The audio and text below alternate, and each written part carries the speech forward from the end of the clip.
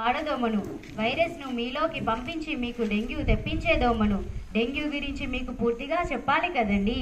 తీవ్రమైన జ్వరం, విపరీతమైన తలనొప్పి, కీళ్ళ నొప్పులు, వాంతులు, నీరసం, ఇలా ఒకటేమిటి ఎన్నెన్నో వికారాలను మీకందిస్తాను.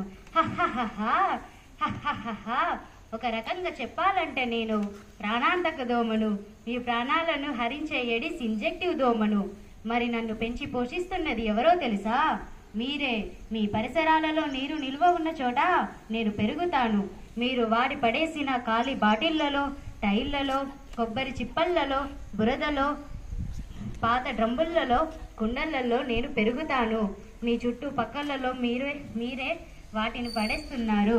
నేను వాటిల్లో గుడ్డు పెట్టడానికి, నా సంతానాన్ని పెంచుకోవటానికి మీరే అవకాశాన్ని కల్పిస్తున్నారు. మరి నన్ను, నా సంతానాన్ని పెంచి పోషిస్తున్నది మీరే.